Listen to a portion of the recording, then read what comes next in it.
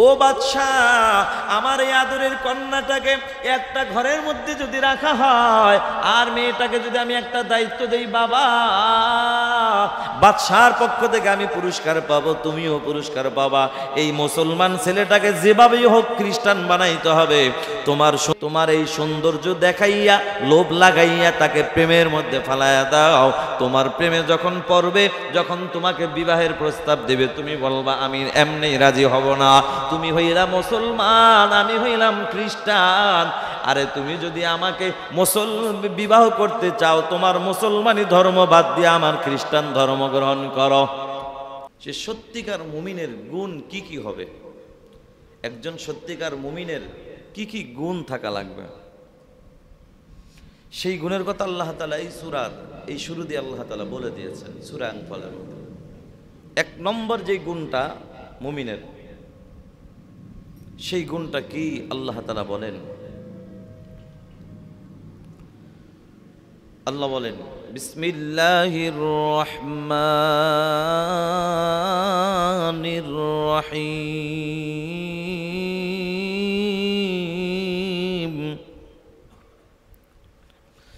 ইন্নামাল মুমিনুনা আল্লাযীনা ইযা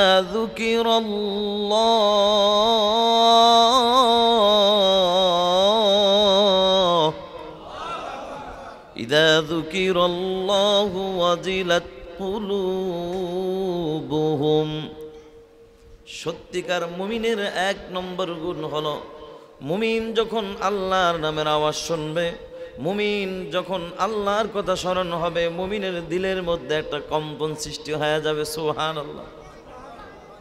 মুমিন দুনিয়ার জমিনে তো মুমিনের অভাব নাই, তবে কেউ হলো নামে মুমিন, আর কেউ হলো কামে মুমিন। কেউ হলো আসলেই শুধু নামে মুমিন, কেউ হলো প্রকৃতপক্ষে বাস্তবে হাকিকতে খুঁজে দেখলে পাওয়া যায় মাত্র কয়েকজন আছে মুমিন। মুমিন তো দুনিয়ায় অভাব নাই, নামে মুমিনই বেশি, কাজে মুমিন খুব কম।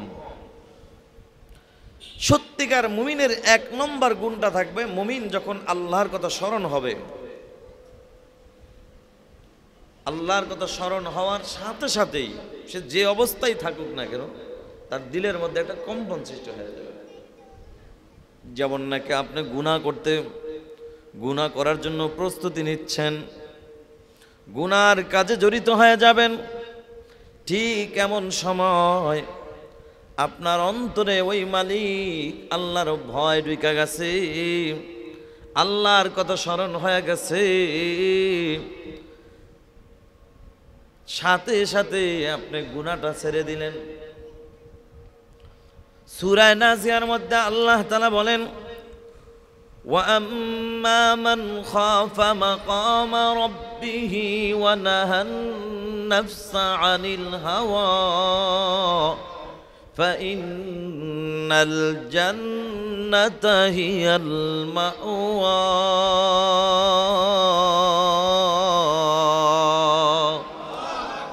আল্লাহ বলল আম্মা মান খাফা মাকামা রাব্বি, আমি রবের সামনে দাঁড়ানোর ভয় নিয়া, ওয়া নাহান নাফসা আনিল হাওয়া, নিজের নফসটাকে যে পবিত্র রাখবে, গুনাহমুক্ত রাখবে, আল্লাহ বলেন ফাইন্নাল জান্নাতা হিয়াল মাওয়া, নিশ্চয়ই তার ঠিকানা হলো মালিকের জান্নাত। সুবহানাল্লাহ।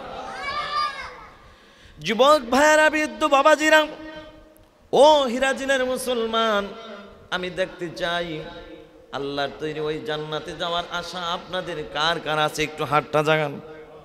নারায়ে তাকবীর। আল্লাহ বুক ভরা আশা নিয়ে যারা হাত জাগাইছে, সবাইকে তুমি জান্নাতের মেহমান বানায় দিও, আমিন। এখন জান্নাতে যদি যেতে চাই কি করা লাগবে? আত্মাটাকে পবিত্র করা লাগবে, গুনাহ মুক্ত একটা আত্মা নিয়ে মালিকের সামনে হাজির হওয়া লাগবে। কথা বলেন ঠিক কিনা? এই আত্মাটাকে পবিত্র করার জন্য মুমিনের এক নম্বর গুণ যেটা, সেটা হলো মুমিন গুনাহ করতে গেছো, এমন সময় যদি আল্লাহর কথা স্মরণ হয়ে যায়, আল্লাহর কথা স্মরণ হওয়ার সাথে সাথে যে বান্দা গুনাহ ছেড়ে দেয়, সব কাজ মানে আল্লাহর কথা স্মরণ হওয়ার সাথে সাথে যে বান্দা নেকের আমলের জন্য প্রস্তুতি নেয় আর গুনাহ ছেড়ে দেওয়ার জন্য প্রস্তুতি নেয়, এটাই হলো মুমিনের 5 গুণের মধ্যে 1 নম্বর গুণ। যে মুমিনের সত্যিকার মুমিনের 1 নম্বর গুণ হলো, আল্লাহ বলে ওয়াজিলাত কুলুবুহুম, আল্লাহ পাক বলেন ইন্নামাল মুমিনুনা আল্লাযীনা ইযা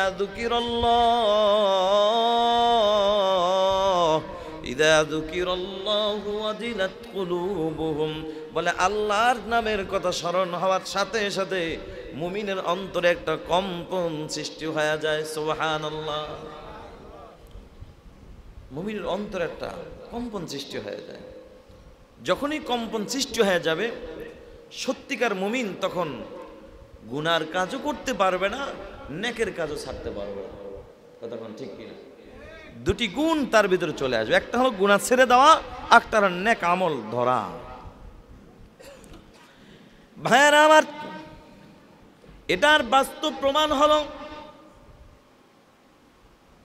ওই দিল্লির এক মাদ্রাসার ছাত্র। আমি একটা সুন্দর একটা উপমা দিয়ে, আমি উদাহরণ দিয়ে আপনাদেরকে ঘটনার মাধ্যমে বোঝাচ্ছি। বাবা, মুমিনের অন্তরে যদি আল্লাহর ভয় ঢুকে যায়, মুমিনের 1 নম্বর গুণ যদি মুমিনের ভিতরে চলে আসে, ওই মুমিন গুনাহ করতে পারে না আর নেক আমলও ছাড়তে পারে না। ঠিক কিনা? বাস্তব প্রমাণ হলো দিল্লি ওই মাদ্রাসার একজন ছাত্র পড়াশোনা করার জন্য মাদ্রাসায় ভর্তি হয়ে গেল, কিন্তু গরিব মানুষ, মাদ্রাসায় টাকা দিয়া খাবে এমন টাকা তার বাবার কাছে নাই।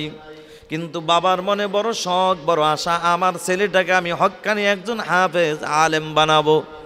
ও নবীর উম্মতের দল, আপনাদের যাদের এমন আশা আছে কিন্তু টাকা নাই, টাকা নাই, মনে আছে আশা, আল্লাহর কাছে একটু সেজদা কইরা কান্দেন, তাহাজ্জুদ নামাজ পড়ে আল্লাহকে বলেন, আল্লাহ জীবনে তুমি আল্লাহ মনের কত আশাই পূরণ করলা, দুনিয়ার লাইনে তো কম আশা পূরণ হয় না, আখিরাতের লাইনে আমার বড় একটা স্বপ্ন আছে। আল্লাহ সন্তান দান করছো, কত সন্তান আমি ডাক্তার বানাইলাম, ডক্টর বানাইলাম, ইঞ্জিনিয়ার বানাইলাম, আল্লাহ গো মনের মধ্যে একটা আশা, একজন ছেলেকে আমি হক্কানি হাফেজ আলেম বানাইতে চাই, কিন্তু আল্লাহ আমার টাকা নাই, পয়সা নাই। আল্লাহ টাকা পয়সা ছাড়াও তুমি যদি ইচ্ছা করো তোমার বান্দার মনের আশা পূরণ করতে পারো। আল্লাহ পারেন কিনা? এমনও হতে পারে বাংলাদেশে এমনও মাদ্রাসা আছে যেই মাদ্রাসার মধ্যে মাসে 10,000, 8,000, 7,000 ভিআইপি শাখায় টাকা নেওয়া হয়। একটু ভালো সার্ভিস দেওয়ার চেষ্টা করে, যেখানে ভালো সার্ভিস দিবে সেখানে টাকাও তো বেশি খরচ হবে। কিন্তু আপনার গরিব, আপনার দিলের তামান্না হলো আপনি কি করবেন, ছেলেটাকে আলেম বানাবেন, কিন্তু টাকা নাই, মন চায় আল্লাহকে ডাক দিয়া বলেন, আল্লাহ আমার কাজ হলো চেষ্টা করা, রাস্তাটা খুঁজে বের করার দায়িত্ব হলো তোমার। সুবহানাল্লাহ। আল্লাহ তাআলা বান্দার নিয়তের উপর আল্লাহ তাআলা সমস্ত রেজাল্ট দান করবেন। এই জন্যই তো বুখারী শরীফের প্রথম হাদিস, আল্লাহর নবী বলেন ইন্নামাল আমালু বিন্নিয়াত, সমস্ত আমলের প্রতিদান আল্লাহ তাআলা নিয়তের উপরই দান করেন। সুবহানাল্লাহ। আমলের প্রতিদান আল্লাহ তাআলা নিয়তের উপর দান করেন। মুসলমান আল্লাহর গোলাম, আপনি যখন আল্লাহকে বইলা এবার মাদ্রাসায় যাইবেন কিন্তু আপনার টাকা নাই, আল্লাহ তাআলা তখন মাদ্রাসার ওই মুহতামিম সাহেব হুজুরের, প্রিন্সিপাল হুজুরের দিলটাকে নরম বানায়া, যে 100 ছাত্র আমার মাদ্রাসা আছে, কাউকে ছাড় দেই নাই, একটা ছাত্র গরিব হিসাবে ছাড় দিয়া দেই, এই যে দিলটারে নরম করে দিবেন যিনি, তিনি কে? দিল্লির মাদ্রাসার ছাত্র, তার টাকা নাই, গরিব আল্লাহর বান্দা পড়াশোনা করে, মাদ্রাসার আশেপাশেই কত মসজিদ আছে, মসজিদের খেদমত করে, যুবক মসজিদের খেদমত করে আর পড়ালেখা করে, থাকা খাওয়া মসজিদেই তার ব্যবস্থা হয়ে গেছে। একদিনের ঘটনা, ওই এলাকার মধ্যে একটা যুবতী নারী নিজের ঘর থেকে বের হইয়া তার আত্মীয় স্বজনের বাড়ির উদ্দেশ্যে বেড়াবার উদ্দেশ্যে রওনা হয়ে গেল। কিন্তু যেতে যেতে সন্ধ্যা হয়ে গেল। হঠাৎ করে যেই মহল্লায় গিয়েছে নিজের বাড়ি আর ওই আত্মীয়র বাড়ির মাঝামাঝি যাওয়ার পর হঠাৎ করে ওই জায়গাটার মধ্যে একটি দ্বন্দ্ব সৃষ্টি হয়ে গেল, মারামারি হানাহানি শুরু হয়ে গেল। আল্লাহর বান্দি মহিলা মানুষ, যুবতী মানুষ এখন কোথায় যাবে? সামনে গেলে ভয়, না জানি ওই মাইরের মধ্যে পড়লে নিজের গায়ে আঘাত আসে, না জানি নিজের ইজ্জত নিয়ে টান দেয়, এখন কি করা যায়? আল্লাহর বান্দি সিদ্ধান্ত নিলেন, না না, আমার ইজ্জতকে হেফাজত করার জন্য আর কোনো রাস্তা নাই, আমি এখানেই দেখি কোথাও থাকা যায় কি না। দাঁড়াইয়া সামনে আগাইতেছে, হঠাৎ করে তাকায় দেখে আল্লাহর ঘর, মসজিদ দেখা যায়। মসজিদের মধ্যে ছিল ওই মাদ্রাসার ওই ছাত্রটা। মাদ্রাসার ওই ছাত্র দিনের বেলা মাদ্রাসায় পড়াশোনা করে আর মসজিদের খেদমত করে, রাতের বেলা মসজিদেই তিনি অবস্থান করে। আল্লাহর বান্দা যুবক মাদ্রাসার ছাত্র মসজিদে অবস্থান করতেছেন।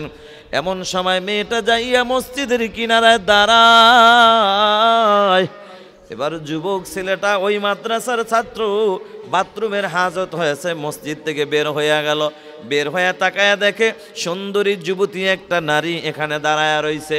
যুবক অবাক হয়ে গেল, কি ব্যাপার ভাই, ও বোন আমার, আপনি এখানে কেন দাঁড়ায় আছেন? বলে, ভাই রে, এরকম আমি বেড়াইতে গিয়েছিলাম, যাইতেছিলাম আমার আত্মীয়র বাড়ি বেড়াতে। যখন যাওয়ার পথে এরকম একটা বিপদের মধ্যে পড়ে যাই, আমি এখানে আশ্রয় নেওয়ার জন্য এখানে আসলাম, নিজের ইজ্জতকে হেফাজত করার জন্য। যুবক চিন্তায় পড়ে যায়, হায় রে, মানুষ আমাকে মসজিদের খেদমতের জন্য ব্যবস্থা করে দিয়েছে, মসজিদে থাকার জায়গা করে দিয়েছে, খানার জায়গা করে দিয়েছে। এখন এলাকার কোনো মানুষ যদি দেখে ফেলে আমাদের অন্তরে কি আছে, এটাতে একমাত্র জানেন যিনি তিনি কে। আমাদের অন্তরের ভালো না খারাপ এটা তো জানেন আমার আল্লাহ। এলাকার মানুষ তো জানে না, মানুষ তো একটা মন্তব্য কইরা ফেলাবে।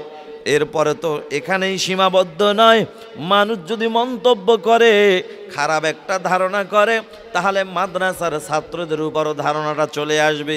এভাবেই মনে করবে মাদ্রাসার ছাত্ররা বুঝি সুযোগ পাইলেই এই কাজের সাথে জড়িত হয়, এমন ধারণা হবে কি হবে না। আবার যদি পড়ে যায়, খারাপ কোনো ব্যক্তির নজরে যদি পড়ে যায়, ওই বান্দা এটাকে পুঁজি বানাইয়া পুরা মাদ্রাসার ছাত্র ওস্তাদ টুপিওয়ালাদের পুরা তাদেরকে নিচে নামায়া দিবে। কথা বলেন ঠিক কি না?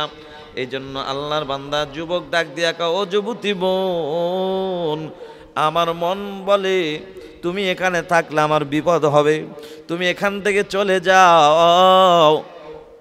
বোন ডাক দিয়া কও, ভাই চলে যাব, তোমার বিপদ হবে, সব মেনে নিলাম, কিন্তু আমি নারী, এত বিপদে পইরা এখানে আশ্রয় নিলাম, আমি আল্লাহর ঘর মসজিদে যদি আশ্রয় না পাই, এখানে যদি নিরাপত্তা না পাই, বলো ভাই আমার নিরাপত্তার আশা আর কোথায়? আমরা জানি আল্লাহর ঘর মসজিদটাই হলো শান্তির জায়গা। কথা বলেন ঠিক কিনা? ও নবীর উম্মতের দল, বোন ডাক দিয়া কও, ভাই রে, এই আল্লাহর ঘর মসজিদে আইসা যদি আমি নিরাপত্তা না পাই, তাহলে আমি কোথায় আর নিরাপত্তা পাবো? এই কথাটা বলার পরে যুবক চিন্তা করলো, কথা তো ঠিক, কিন্তু বিপদ তো আমার হবে। ঠিক আছে বোন, আপনি যেহেতু বিপদে পড়ছেন, যান মসজিদের একটা কিনারায় যাইয়া ওই কর্নারে যায় আপনি বসে থাকেন। আল্লাহর বান্দা যুবক চিন্তা করলো, হায় রে, আমার আপন বোন যদি বিপদে পড়তো, আমি ভাই হিসাবে তাকে সাহায্য করা আমার জরুরি হয়ে যাইত। যাক, বিপদে পড়ছে, আমি একজন মুমিন, আমি মুমিন বান্দা হিসাবে আল্লাহর বান্দাকে একটু সহযোগিতা করি। আল্লাহর বান্দা যুবক কি করলো, নিজের ঘরের থেকে একটা রুমের থেকে একটা কম্বল দিয়া শীতের মধ্যে বলল, বোন আপনি এখানে মোটামুটি শীত রাত্রটা কাটান, ফজর হইলে আপনি আজানের পর সাথে সাথে চলে যাবেন। আল্লাহর বান্দা যুবক এইবার দূর থেকে বসে তিনি, মহিলা এক কর্নারে, যুবক আর একটা কর্নারে বসে আল্লাহর কালাম তেলাওয়াত করতেছে, কিতাব পড়াশোনা করতেছে। এবার হঠাৎ কইরা আল্লাহর বান্দি দূর থেকে নজর করে দেখে, কিরে, এরকম একজন গভীর রাত নিরিবিলি একটা স্থানের মধ্যে একটা যুবকের কাছে আশ্রয় নিলাম। যুবক তো ইচ্ছা করলে পারতো আমার ইজ্জতকে লুণ্ঠন করতে, কিন্তু আমি তাকায় দেখলাম বড় আশ্চর্যের বিষয়, এই মাদ্রাসার ছাত্র টুপিওয়ালার দিকে তাকায় দেখলাম ওই যে একটা নজর প্রথম আমার দিকে তাকাইছে, এখন পর্যন্ত দ্বিতীয় আর কোনো নজর আমার দিকে দেয় না। সুবহানাল্লাহ। কিন্তু তিনি সারাটা রাত একটা দৃশ্য দেখে বড় অবাক হয়ে গেল। কি দৃশ্য দেখেছে জানো? বলে দৃশ্যটি দেখেছে যেই মোমবাতি জ্বালাইয়া তিনি যে কিতাব পড়তেছেন, একটু পর ওই বাতির মধ্যে নিজের হাতের আঙ্গুলটা আগুনের মধ্যে দিয়া এবার চাইবা ধরে, আবার আঙ্গুলটা সরায় পালায়। এই দৃশ্যটা বারবার দেখে তিনি অবাক হয়ে গেলেন। এদিকে ফজরের আজান হয়ে গেল। ফজরের আজানের পরে যখন ডাক দিয়া কও, বোন আমার তুমি এখন বিদায় নাও। ও বোন, প্রয়োজন হলে চলো আমি তোমাকে একটু আগায়া দিয়ে আসি। এবার মেয়েটা ডাক দিয়া কও, ভাই আমি যাব, তবে যাওয়ার আগে আমার একটা প্রশ্ন যদি জবাব দাও যাব, না হয় কিন্তু আমি এখান থেকে যাব না। এবার যুবক ডাক দিয়ে কয়, যুবতী বোন এমন কি প্রশ্ন করো? বলে প্রশ্নটা হইল, বলো যুবক, সারাটা রাত আমি দেখলাম তোমার হাতের আঙ্গুলটা ওই মোমবাতির আগুনের মধ্যে সামনে নিয়ে টিপ্পা ধরো, আবার কখনো কখনো তুমি দূরে সরাও, আবার আগুনের সামনে নিয়ে চাইপা ধরো। বুঝলাম না, কারণটা কি বলো, এটার মূল রহস্যটা কি বলো? যুবক ডাক দিয়া কয়, বোন রে, এই কেন আমি হাতটা চাইবা ধরছি জানো? শয়তান তো জানো আমাদের সবচাইতে চরম দুশমন, মুমিনের বন্ধু না শত্রু। এটা কার কথা? আল্লাহ বলেন, ইয়া আইয়ুহাল্লাযীনা আমানু দুখুলু ফিস-সিলমি কাফা ওয়ালা তাত্তাবিউ খুতুওয়াতিশ শাইতান ইন্নাহু লাকুম আদুউম মুবিন।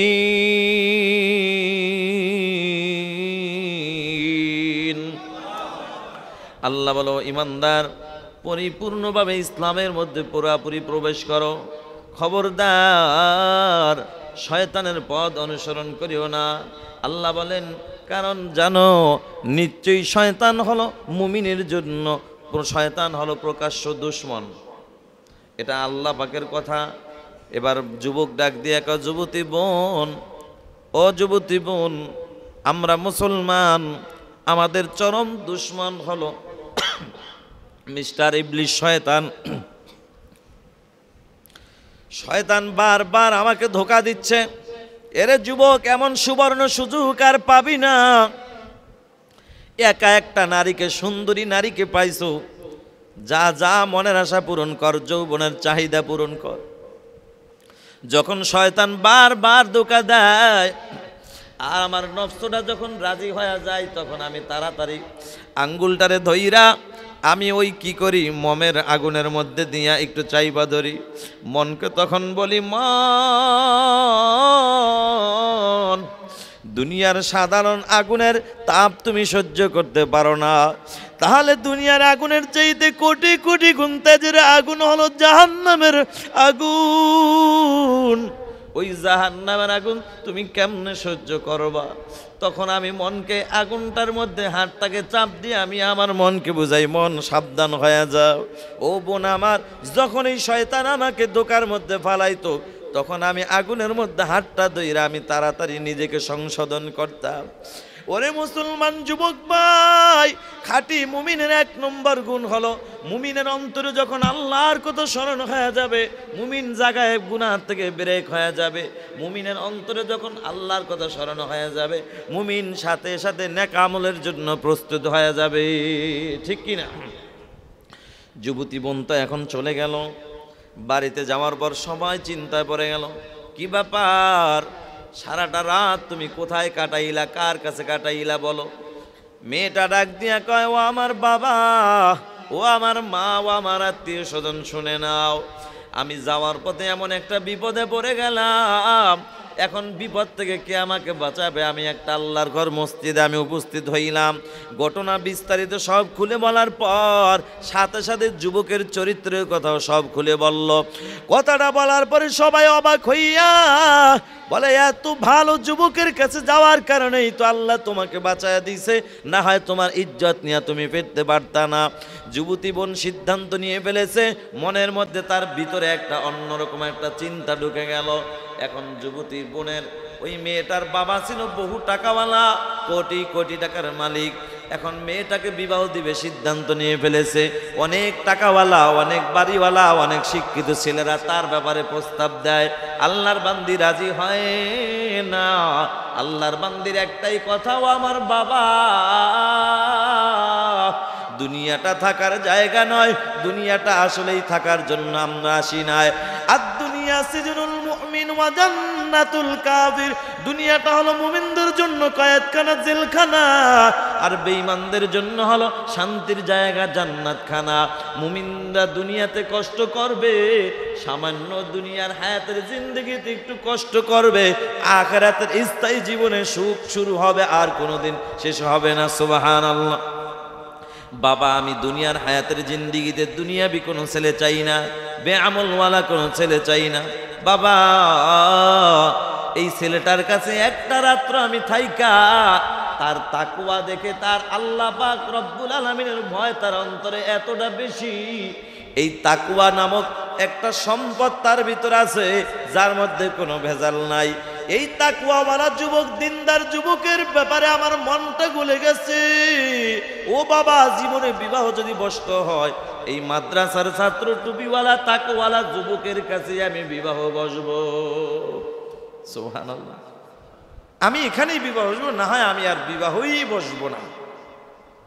কথাটা বলার পর শেষ পর্যন্ত রাজি হয়ে গেল, বিবাহ দিল।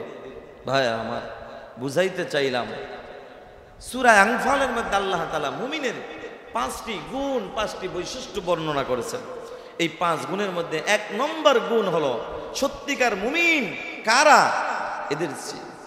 এদের মানে কোয়ালিটি কি হবে সে ব্যাপারে আল্লাহ তাআলা বলেন, ইন্নামাল মুমিনুনা আল্লাযীনা ইযা যুকিরাল্লাহু ওয়াজিলাত কুলুবুহুম।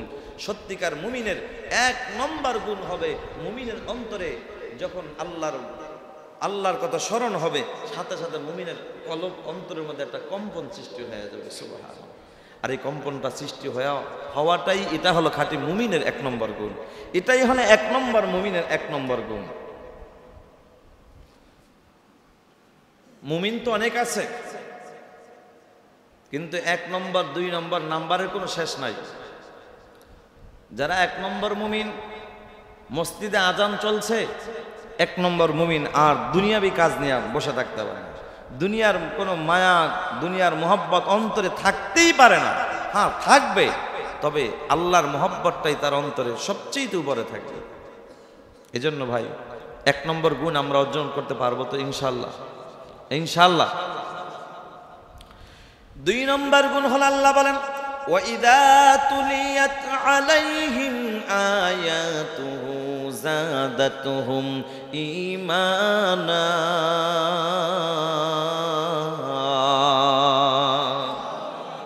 2 নম্বর গুণ হলো, সত্যিকার মুমিনের সামনে যখন আল্লাহর কালাম তেলাওয়াত করা হয়, আর তাদের দিলের মধ্যে কম্পন সৃষ্টি হয়, তাদের ঈমানি পাওয়ার আরো বেড়ে যায়। সুবহানাল্লাহ।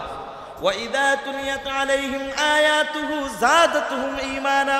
সত্যিকার মুমিনের 2 নম্বর গুণ হলো, তাদের সামনে যখন আল্লাহর কালাম তেলাওয়াত করা হয়, তাদের ঈমানি পাওয়ার আরো বেড়ে যায়। কন্যা সুবহানাল্লাহ। আল্লাহর কালাম তেলাওয়াতের মধ্যে পাওয়ার আছে না নাই? আল্লাহর কালামের তেলাওয়াতে এমন পাওয়ার, বলে মুমিন নয়, বেঈমানও যদি মনোযোগ দিয়ে আল্লাহর কালামের তেলাওয়াত শুনে, ওই তেলাওয়াতের বরকতে আল্লাহ তাআলা ঈমানদার বানাইয়া জান্নাতের মেহমান বানাইয়া দেয়। আল্লাহর কালাম তেলাওয়াতের এত পাওয়ার, ওরে মুসলমান, বুঝাবার জন্য বলি, রোম রাজ্যের সাথে মুসলমানদের সাথে একবার তুমুল যুদ্ধ হয়। ওই বেঈমানের সাথে যখন তুমুল লড়াই হয়, মুসলমানদের সম্পর্কে ওই রোম রাজ্যের বেঈমান বাদশার একটা ধারণা ছিল ভিন্ন। তিনি জানতেন মুসলমান আল্লাহকে ছাড়া আর ভয় কাউকে ভয় করে না। মুসলমান শুধু ভয় পায় শুধুমাত্র কেবলমাত্র কাকে? মুসলমান কাকে ভয় পায়? মুসলমান আল্লাহকে ছাড়া আর কাউকে ভয় পায় না। এটার কারণটা কি? মুসলমান প্রতিটা যুদ্ধে বিজয় হয়, এটার কারণটা কি? এটা হলো বেঈমান বাদশার একটা চিন্তা মাথায় ঢুকে গেল। এই কারণটা আমার খুঁজে বের করতে হবে। এদের মানে এরা যে কোনো যুদ্ধের মধ্যে বিজয়ী গ্রহণ করে, এটার কারণটা কি? এদের মূল আসল পাওয়ারটা কোথায়, এটা আমার জানার দরকার। এবার আল্লাহর বান্দা বাদশাহ বেঈমান, ওই রোম রাজ্যের বাদশাহ, তিনি চিন্তা করলেন আমি মুসলমানদেরকে ডাইকা আমার এখানে ধইরাই না, আমি একটু টেস্ট করে দেখব আসলেই এটার মূল রহস্যটা কোথায়। ভাইরা আমার, সেনাবাহিনীদেরকে বললেন তোমরা সবাই আমার কথা মনোযোগ দিয়ে শোনো। আমার হলো একটা আবদার, যখন যুদ্ধের ময়দানে যাইবা মুসলমানদের মধ্যে অন্তত কিছু মুসলমান ধইরা আমার কাছে হাজির করবা, আমি এদেরকে একটা পরীক্ষা করব। রোম রাজ্যের বাদশার অর্ডার অনুযায়ী তাদের আর সেনাবাহিনীরা কি করলো, মুসলমান দুইজন আপন ভাইকে, বড় ভাই আর ছোট ভাইকে ধইরা হাজির করে দিল। হাজির করার পরে বাদশাহ ডাক দিয়া কাও মুসলমান, আমি হইলাম খ্রিস্টান ধর্মের অনুসারী, আমি খ্রিস্টান ধর্মের অনুসারী, আমি একজন বাদশাহ, আমার হাতে তোমরা এখন বন্দী হয়ে গেছো। আমি ইচ্ছা করলে তোমাদেরকে শেষ করে দিতে পারি, ইচ্ছা করলে আবার তোমাদেরকে ছেড়ে দিতে পারি। তার মানে বেঈমান বুঝাইতে চাইছে ইচ্ছা করলে তোমাকে মাইরা পালাইতে পারি, আবার ইচ্ছা করলে তোমাকে বাঁচায়া দিতে পারি। কিন্তু হিরাজিলের মুসলমান আওয়াজ দিয়া বলো, বাঁচানেওয়ালা যিনি তিনি কে? তবে হ্যাঁ হ্যাঁ, আল্লাহ তাআলা মাঝে মাঝে মুসলমানদেরকে যুদ্ধের ময়দানে আল্লাহ তাআলা শহীদ কইরা মুসলমানের ঈমানকে আল্লাহ তাআলা, এই ঈমান নামক নিয়ামতটাকে, এই সম্পদটাকে আল্লাহ তাআলা আরো মর্যাদা বাড়াইয়া আল্লাহর বান্দা যারা শহীদ হয় বিনা হিসাবে আল্লাহ তাদেরকে জান্নাত দিয়ে দেয়। সুবহানাল্লাহ। আর এই শহীদ হওয়ার জন্য আল্লাহ তাআলা এটা পরীক্ষা দান করেন যে গেলেই শহীদ। আরে মিয়া, শহীদি মরণ খুব সহজ মরণ, কঠিন না। একটা পিপিলিকা কামড় দিলে যতটুকু কষ্ট হয় হাদিস শরীফের মধ্যে আছে, এর চাইতে বেশি কষ্ট হয় না। কিন্তু আমাদের তো ভয় লাগে, কথা বলেন ঠিক কিনা? ভাইয়ার আমার, রোম রাজ্যের বাদশা ডাক দিয়ে কয় যে আমার ইচ্ছা পরীক্ষা করব, আমি তোমাদেরকে হয়তোবা ছেড়ে দিতে পারি, আর যদি আমার কথা মানো আমি তোমাদেরকে ছেড়ে দিব, না মানলে আমি তোমাদেরকে একদম চিরতরে শেষ করে দিব। বলেন আপনার প্রস্তাব কি?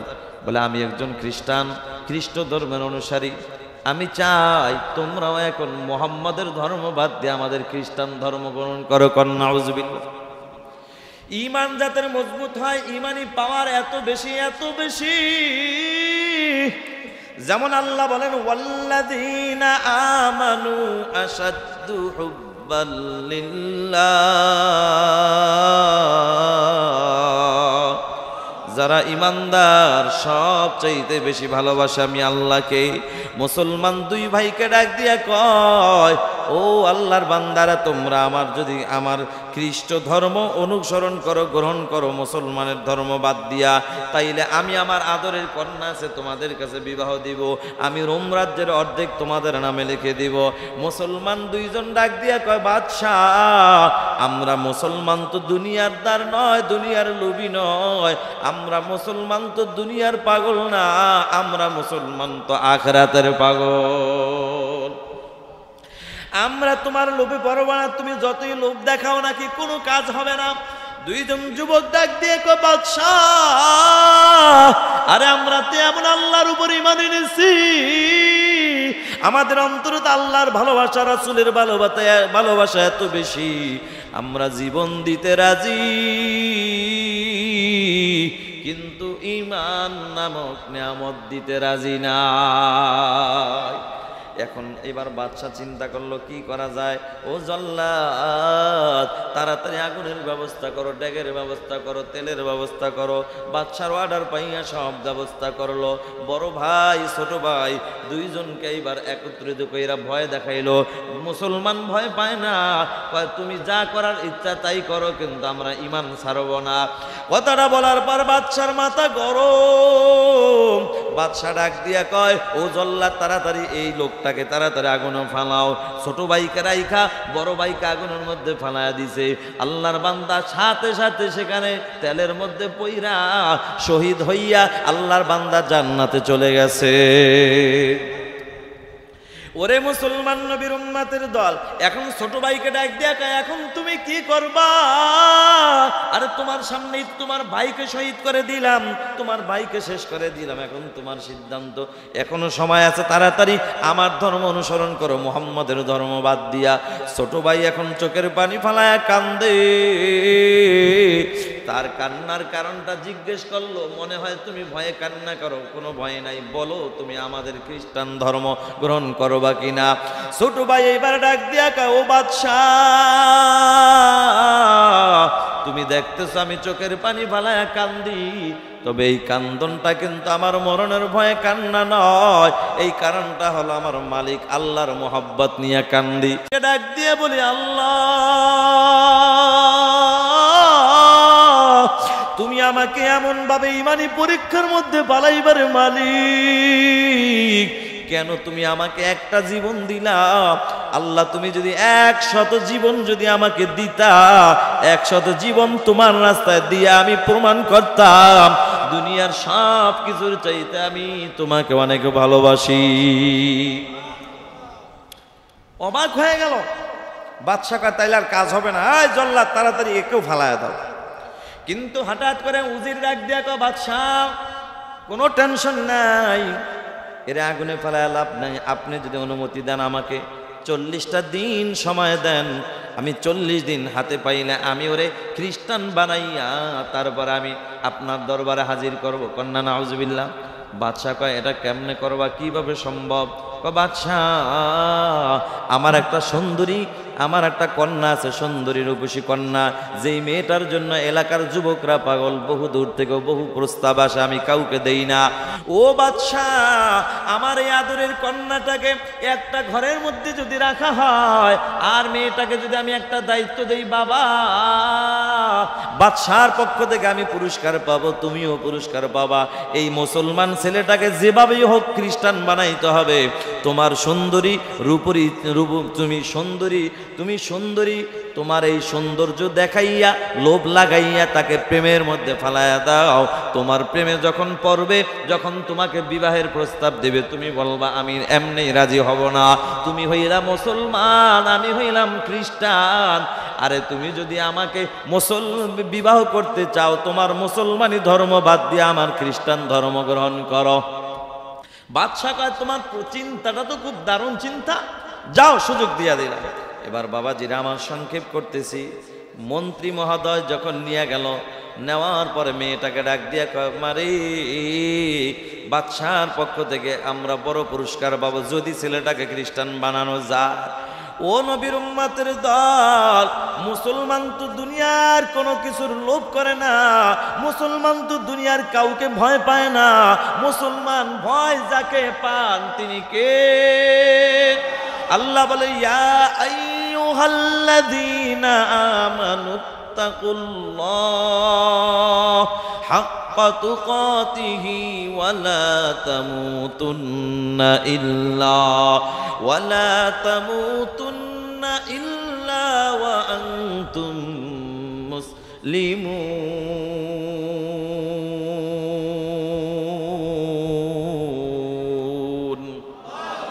আল্লাহ বলো, ইমানদার আমি আল্লাহকে ভয় করো। আল্লাহ গো, ভয় কতটুকু ভয় করবো? আল্লাহ বলে, হাক্কা তুকাতিহি, ভয় করার মতো ভয় করো। ওয়ালা তামুতুন্না ইল্লা ওয়া আনতুম মুসলিমুন, খবরদার খবরদার, মুসলমান না হয়ে কবর আইসো না। ও নবীর উম্মতের দল, যুবক একটা কামরার মধ্যে রাখছে, যুবতীকে ডাক দিয়ে, কামারে, বাদশার কাছ থেকে পুরস্কার পাবো, তাড়াতাড়ি একে যেভাবেই হোক তোমার প্রেমে আকৃষ্ট কইরা তুমি এর এক মানে তুমি খ্রিস্টান বানাইবা। টাইম হলো 40 দিন। মেয়েটা ডাক দিয়া কাব্বু 40 দিন লাগবে না, 40 ঘন্টার মধ্যেই তারে সাইজ করব। আপনারা কি কোন পারবে? পারবে? মুসলমানের ঈমান তো অনেক মজবুত, মুসলমানের ঈমান মজবুত। মুসলমানের কাছে দামি একটা সম্পদ আছে, দামি একটা কিতাব মুসলমানকে আল্লাহ দান করলেন।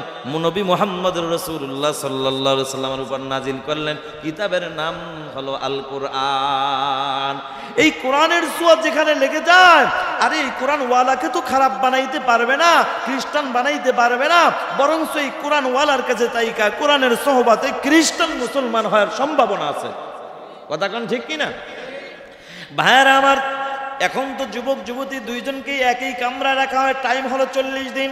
কিন্তু মেয়েটা বলেছে আব্বু 40 দিন লাগবে না, 40 ঘন্টায় সাইজ করে দিব। কিন্তু পারে নাই বন্ধু। দিন যায় রাত যায়, কিন্তু যুবতী তো সুন্দরভাবে সাইজা গুইজা নিজের চেহারাটাকে তার দিকে আকৃষ্ট করার জন্য সুন্দরভাবে সাইজা বসে আছে।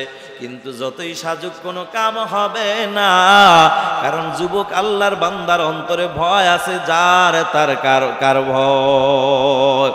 আল্লাহর বান্দা যুবক তো তার অন্তরে ভয় হলো আল্লাহর ভয়। কারণ আল্লাহ বলেন ওয়া আম্মা মান খাফা মাকামা রাব্বি, আমি রবের সামনে দাঁড়ানোর ভয় নিয়া, ওয়া নাহান নাফসা আনিল হাওয়া, নিজের নফসটাকে যে পবিত্র রাখবে, আত্মাটাকে যে পবিত্র রাখবে, মানে গুনাহমুক্ত রাখবে। আল্লাহ বলেন ফা ইন্নাল জান্নাতা হিয়াল মাওয়া,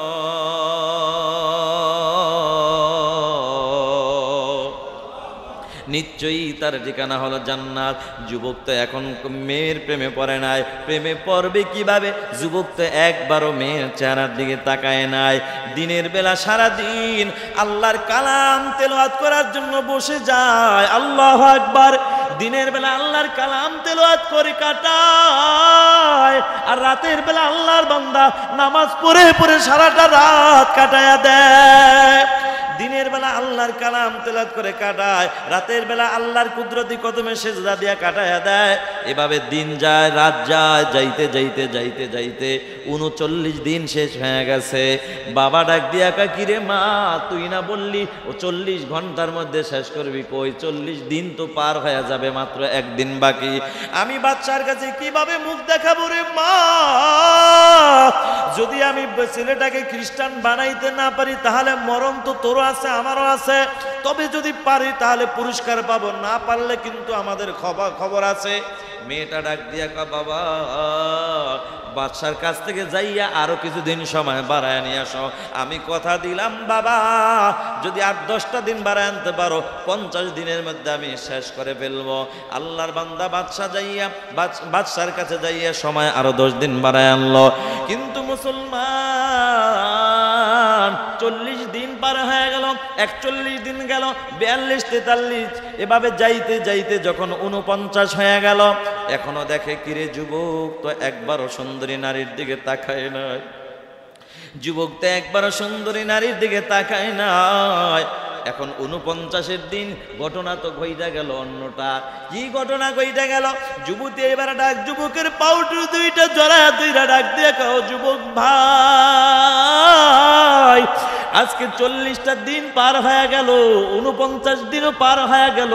আমার বাবা তোমাকে পাঠাইছে খ্রিস্টান বানানোর জন্য, কিন্তু যুবক রে, আমার বাবা পাঠাইছে আমাদের ধর্মে তোমাকে আনার জন্য, কিন্তু যুবক আমি কেন জানি উল্টা হয়ে গেলাম।